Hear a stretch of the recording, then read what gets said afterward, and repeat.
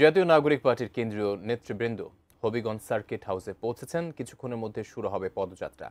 পদযাত্রা শেষে অনুষ্ঠিত হবে সমাবেশ। হবিগঞ্জ সার্কিট হাউসের সামনে থেকে এ বিষয়ে বিস্তারিত জানাতে যুক্ত হচ্ছেন পূর্বাঞ্চলীয় ব্যুরো প্রধান পীযূষ কান্তি আচার্য। পীযূষ, আপনার কাছ থেকে জানতে চাচ্ছি, হবিগঞ্জে ইতিমধ্যে এনসিপির নেতারা পৌঁছেছেন। সে এলাকায় কি কি কার্যক্রম তারা করবেন এবং পদযাত্রার বিস্তারিত কি তথ্য আছে আপনার কাছে জানাবেন আমাদের।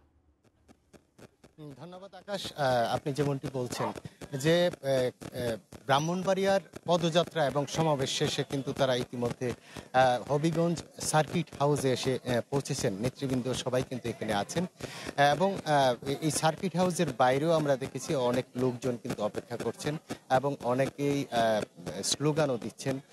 আমরা এখানকার যারা ইয়ের সাথে জড়িত তাদের সাথে কথা বলেছি, আয়োজকদের সাথে কথা বলেছি। তারা যেমনটি বলেছেন কিছুক্ষণের মধ্যেই পদযাত্রা শুরু হবে। এই পদযাত্রাটি এই সার্কিট হাউস থেকে শুরু করে পৌর চত্বরে গিয়ে শেষ হবে এবং সেখানে কিন্তু একটি সমাবেশ অনুষ্ঠিত হবে। এই সমাবেশে যে নেতৃবৃন্দ কিন্তু গুরুত্বপূর্ণ বক্তব্য রাখবেন বলে আমরা শুনেছি।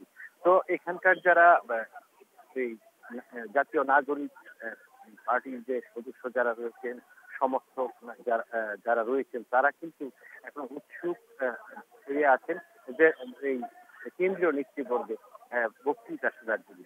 তো এই ছিল আমার কাছে হবিগঞ্জ থেকে জাতীয় নাগরিক পার্টির সমাবেশের এবং পদযাত্রার সর্বশেষ খবর। আকাশ।